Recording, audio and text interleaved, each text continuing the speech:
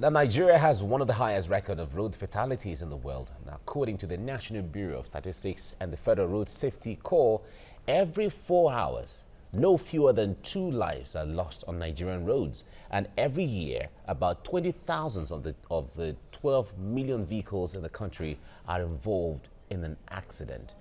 That's a very disturbing statistics there as it is. But however, someone would say, well, it's even getting better, because if you compare that to the previous year and the previous year and the previous year, things are getting better one way or the other if you put the statistics together. But it's troubling when any life is lost. Yes. Joining us in the studio is the Assistant Corps Commander, RS-215, or Jota, of the Federal Road Safety Corps, Innocent Etuk. Good morning. Good morning. It's good to have you join us right now. Thank you so much. Compliments of the season to you. And same to you. All right, we are counting down 10 days to Christmas now, and people are getting more excited by the day. And I know it is obvious. We took our lenses to the motor parks there the other day, and we saw people are traveling. But talk to us generally.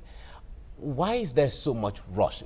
Everyone knows this, we're going to travel anyway, but why is there so much rush when it comes to driving on the road differently at this period of time? Definitely, let's begin from where the statistics, in which the statistics you quoted. If we can really say, based on the statistics in 2016, we had in our own area here that Lagos axis, Lagos-Ibadan axis zone 2, in which the command, we are here. In 2016, we have 441 reported cases, and out of that, 971 were injured, and we have 165 deaths in 2016. In 2017, we have reported cases of 425.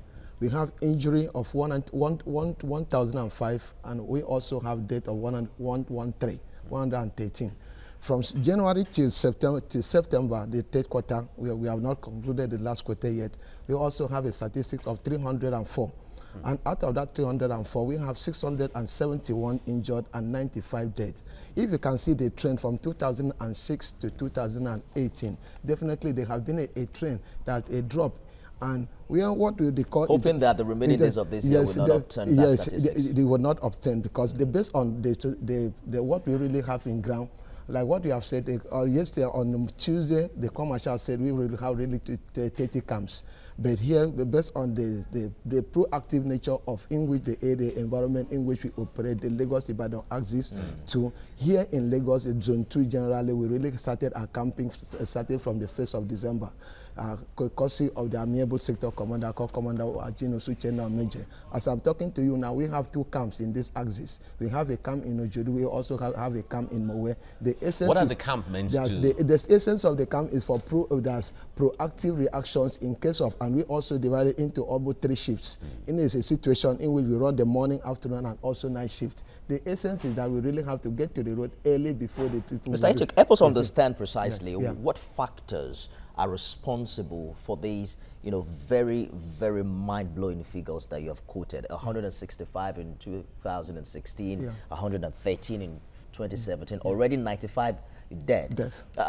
These figures, are they across the country? No, I'm talking of the issue. You're just referring to the Lagos-Ibadan axis. Yeah, the Lagos-Ibadan axis. And it's human lives we're talking about here, not chickens. That's why it's troubling. Very troubling. What would you say are the factors responsible for the factors is responsible that we are talking of issue that we really have to, when we are talking of issue of the safe driving, we are talking of issue of scanning the road, or also the environment also matters. We also know, we must tell ourselves the truth here, that we also know that between Lagos and Ibadan, the roads are not really too good. And you see most of these drivers overspeeding, and most of them are under the influence. You're saying the state of the road is bad. The state of the road is responsible. Is also, and also even with that state of the road, you see most of these drivers, they are overspeeding, and you see that's why we take the message to the parks now. That's why you're talking about issue of most of the drivers driving under the influence of alcohol, under the influence of. Do you still have that situation? Do you still have that? Because enlightenment campaigns have been, in fact, since. Over the past decades, we have always heard of the enlightenment campaigns and, or at the motor parks and all of that. Do you still have people driving under the influence of alcohol and other things? It has really dropped drastically because since they know, because with now, as I'm talking to you now, even the campaign going on now, even starting from first, it is a continuous process in which most of the patrol vehicles you see along this corridor, most of them are being, all the teams are also, each of the team has a breathalyzer in the car. So any driver suspected to drive under the influence will also be tested. And if it's tested positive, above the maximum prescribed 0.05 blood alcoholic content or 0.5 grams per liter, definitely that driver, the vehicle will be impounded, and that driver, that journey. You identified overspeeding as one of the factors responsible for these. Some time ago, we heard about speed breakers. The speed limiting device. Yes, speed limit. And then it caused a lot of controversies because many drivers were apprehensive that, oh, this will cost us more money and all of that. How have you been able to It's not the issue of the money we are talking. If you can really see that statistics, and it has really come down drastically. Yeah, drastically. The essence is that the issue of the speed limiting, the installation of the speed limiting device also really helped in dropping the statistics down. Oh, do all drivers have it now? It's not mostly the commercial vehicles. The commercial vehicle, because if anything happens, especially most of these 14 passengers, if anything, the colossal loss will be on the high side as compared to. But what's the level of compliance? Definitely, as I'm talking to you now, there's a high level of compliance. As I can assure you that we have close to almost between 70 to almost 80% compliance. Is there a time frame to which you must ensure compliance as a 100% compliance? Do you have that time frame where anybody who doesn't have the speed limit installed on his car, on his vehicle, will either face this or face that, as the case may be? Definitely, we are looking at the situation based on the statistics, based on the United Nations Decade of Action. We are looking at the situation of 2020. That definitely between now and 2020, and also the core also keying into the National Road Strategic Framework, in which we are looking at the situation that if there's a crash, that there will be no deaths. And also the issue of fatality will also be reduced. How does this speed limiter works precisely?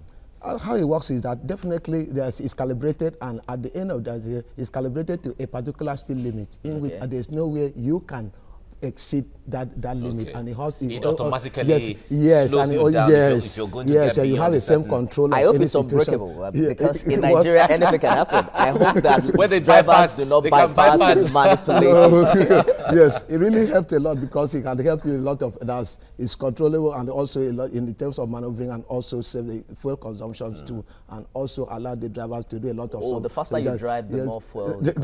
That's definitely, and we are also talking of issue of at least that's encouraging the issue of reducing the in terms of. It's all right. You talked about the state of road, precisely the Lagos-Ibadan Expressway, and you said that this is also a contributing factor to the mortality rate we've experienced in that axis. It was the former President Goodluck Jonathan who said, and he was quoting an FRSA statistics, that there are more accidents on good roads than on bad roads. Definitely, whether it's a good road or we are talking of issue of the bad road. Definitely, if there is a good road, because even as we are talking to you now, we have also made a situation, we are also foreseeing that if anytime this Lagos-Ibadan Express will be completed, the number of that's fatal will also be on I just wanted to bounce that fact with you.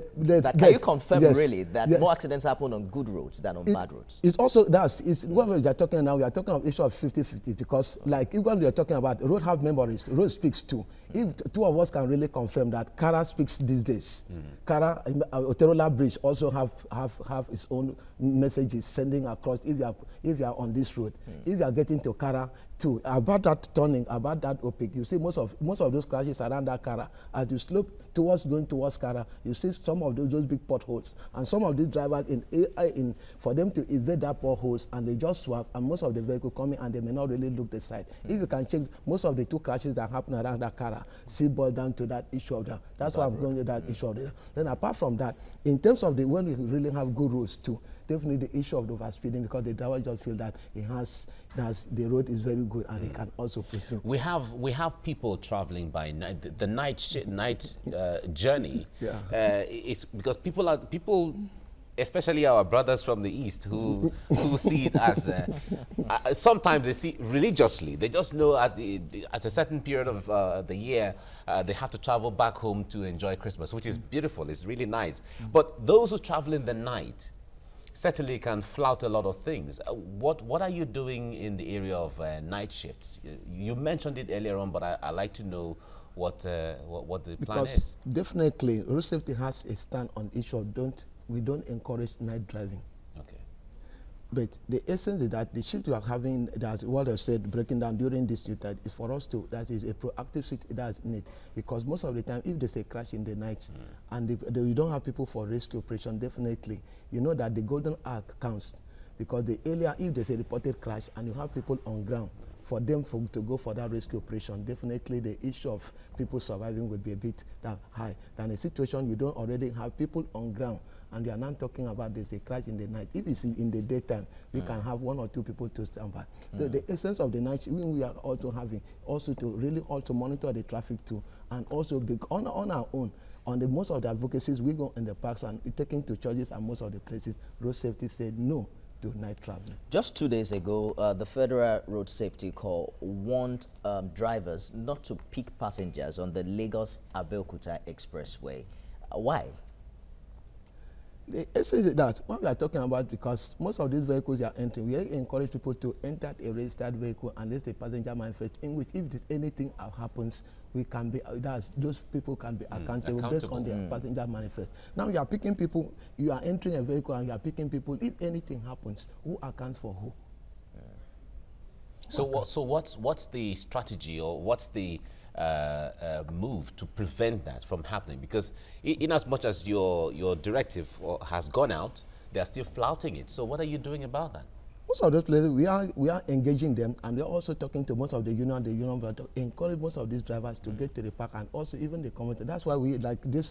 What we are even doing now. A lot of people we're hearing, and we get most of the jingles, even on radios, to also talk to them and also encourage them that it's advisable for you in terms of safety and in terms of your own safety, and for you to be secured if anything happens, which you can also be accountable for. That is better for you to go to a registered fleet operator or get to a registered park and board a vehicle that will take you to where you are going. Now, we hope that there will be enough for, festive travelers this season to take advantage of. But I want to understand what you're doing to ensure that your approach to addressing these issues are preventive rather than punitive. Because Nigerians have, agitated for a long time that law enforcement agencies will rather lock in the dark and wait for you to commit the crime and then and apprehend you, rather than warning you, from a distance. Get into it. That's what we have been doing. That's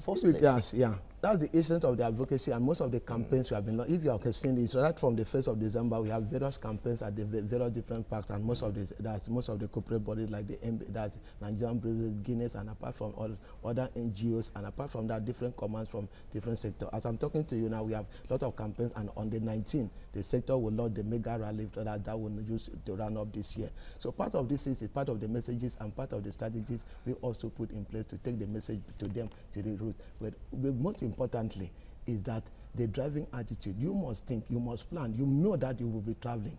You must plan that. You must have that plan. It's not like a lot of people will just be waiting for, like what they're saying, that most of our brothers in the East now, a lot of them now, they are preparing, some of them don't even know how to drive now, but they want to buy a car and get to go and take it to the village.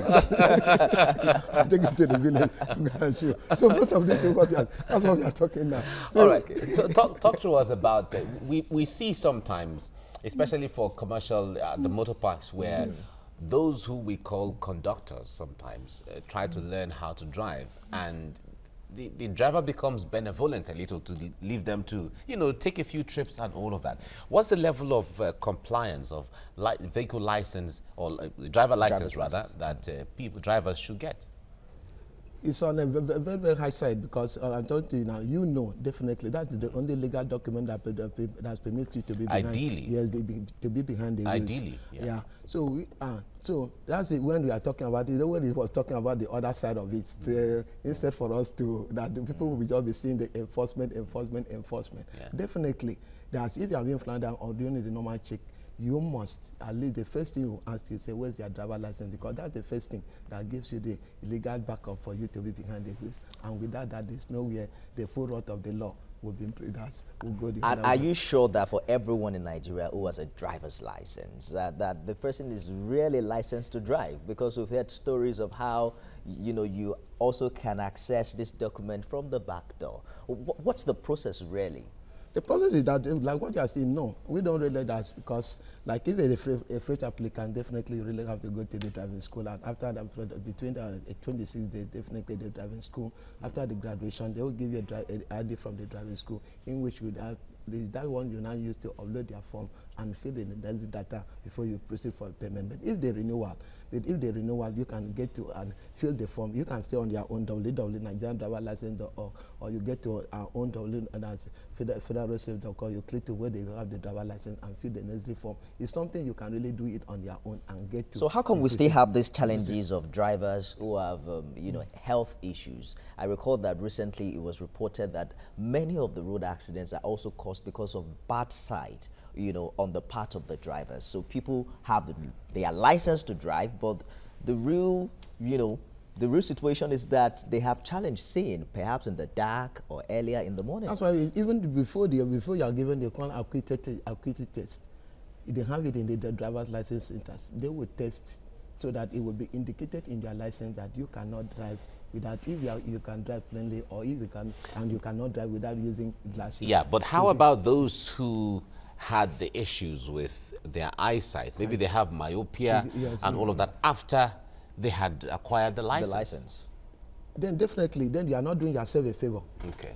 You are not doing yourself a favor, because if peradventure after you might have acquired the license, you now have an issue of the sight, it is not done on you to get to where that optician, where you can use a good glass that fits you, that can also enable you to give you a issue of that's visual, that's very, very well. But apart from that, you are not doing yourself a favor. All right, talk to us about the report came out sometime that the road safety is very short-staffed when it comes to number of personnel to mount or adequate hands. How challenging is that for the road safety? It may not be challenging. I really want to appreciate the commercial and the commercial and the approval the federal government has given to us. It was on news. It's not an definitely the process is still ongoing, and which very, very soon the Corps will come up with their own position towards that. We also appreciate Mr. President for also giving us the Corps the approval for us to really recruit. But be as it may, the personnel we really have on ground, we are talking of issue of capacity building and also the utilization of the forces you have on ground for you to achieve the positive aim. Definitely, most of the personnel we really have on ground, regardless of the number we are, definitely we have really utilized them based on the strategic nature of the job and where the location for the Corps to really get the optimal use of them and improve on our own efficiency, to also improve on our mode of operation. So you're saying that your staff strength in no way is affecting your efficiency? It's not really affecting, because definitely, regardless, even when they started, we were not really more, but definitely the issue of efficiency and the productivity were really on a high side, and that's what we are even still doing. That's why I say issue of effective utilization of the human resources you have on ground to achieve your aim and optimally. Let's talk about security on the roads, especially as it relates to your job in enforcing law and order. We've reported the very interesting stories of fisticuffs between, you know, officials of the FRSC and drivers. As a matter of fact, some have, you know, said that it's important for you to carry arms and all of that. Are there challenges in that area in enforcing law and order, especially when you ask a driver to stop and he or she refuses? Definitely, you can really know that road safety is a subset of the country, and you really know in terms of issue of the security you are really talking now. There's a lot of security challenges in the country now, and based on even the Establishment Act, it's embedded in the Establishment Act that we would really have to bear arms, and the Corps is really doing something toward that side too. But apart from that, without either the arms or not the arms, it does not really affect our mode of operations. We are still doing what we're supposed to do, but we still believe that it will also enhance our mode of operation in terms of the security of our personnel too. Are there peculiar challenges in the area of doing your job, especially when you meet with difficult drivers on the road? Have you had that challenge or experience in the past? Definitely, definitely. Definitely. So how do you deal with such? Yes, because that's why we come in with issue of the mobile courts. The issue of the mobile courts come in because the law will take its course.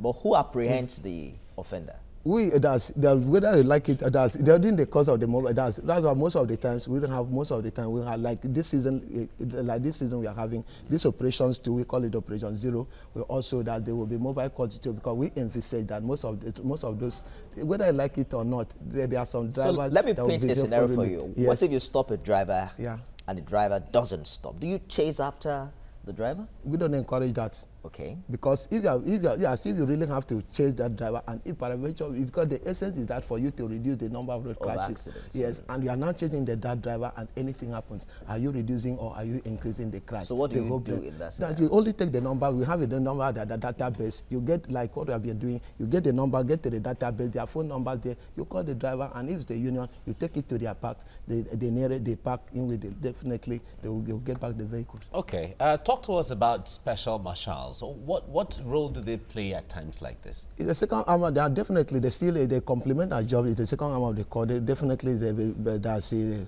means of proving integrity. They have their means of their livelihood. The essence is that to render the necessary assistance back to humanity. They have to render to the so they're like volunteers. Yes, they are volunteers. Definitely, they are definitely. So in a time like this, definitely they also complement the job of the regular marshals too, in terms of the traffic control, where we have most of the gridlock. The essence is that for us to have a free flow of traffic on the road. Okay. You know, there are times when you get overwhelmed by the huge number of law enforcement agents on the road. I recall that there was a time, was it FRSC that was banned in Lagos at some time? No, it was VIO. Okay, so you know, you are driving, there's the police, there's the VIO, there's the FRSC. Do you at some point come together to synergize some of these duties so that it doesn't become too burdensome, you know, for the road users? Definitely, you know, the issue of the road safety is not said that it encompasses all. It's all of us, and there's no way we can be an island. There's a lot of synergy, not only on our own end. We have a synergy with the Nigerian police. We have a synergy with civil defense. We also have Lastema. Also, there's no way the VIOs and even the last man, there's no way we can really do the job on our own. The issue of the synergy with one, it will ease the essence. There will be a lot of improve efficiency. It will also improve on our mode of operations, and also it will also improve in terms of capacity building too. Because definitely you will learn from each other. The way you have the shortcoming, definitely, and the other people may have an edge over you. They also improve the intent and also is professionalism in the job. Okay, we're winding down gradually, but talk to us about the general precaution now. What should any driver or even a passenger, road user be cautious of? Definitely, yeah, it's both sides. The driver has his own responsibility, the passengers has his own responsibility. That's why most of the messages we have, like the early morning cry we do these days. Early morning cry that we really have to get to the parks around 6 o'clock, between 6 and 6:30. We call it early morning cry. For most of the people, most of the interstate vehicle going long, most of the long distances. So you really have to talk to the driver and also talk to the passengers. Because you as a passenger, you cannot just stay there and fold your arms and allow the driver to kill you. We have a program say, passenger shut and don't allow the drivers to kill you. It's only one life. And there's no supermarket they are selling life. So it's not left for you. That's to also caution the driver who is taking you to your for a driver who, for instance, in this situation you just painted now, passengers are in the bus, and the driver is defiant, and they're telling the driver, slow down, and the driver doesn't slow down, the driver is reckless.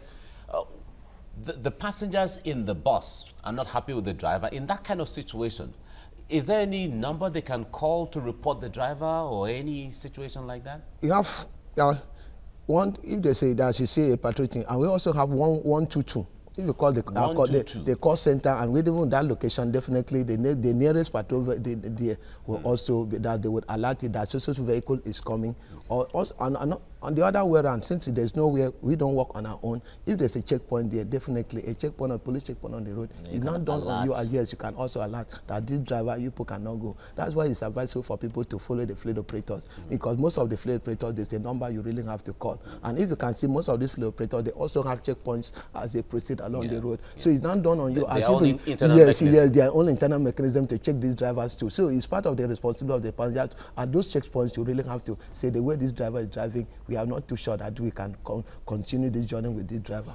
So, Mr. Etuk, it's Christmas period, and it comes with a lot of celebration, especially as people count down to the end of the year and look forward to the new one. Yes. Now, in this part of the world, celebrations are not complete without a bottle of drink.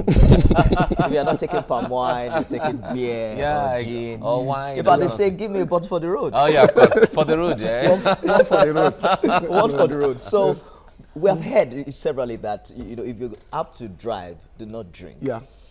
But do not drink also is a very vague statement to have made. I mean, there are people who would drink a bottle and it doesn't affect their judgment, their sense of judgment. There are people who would drink water and they will really feel intoxicated. I've never heard that anyway. Yes. So what are you recommending, at such a time where people will be doing a lot of drinking?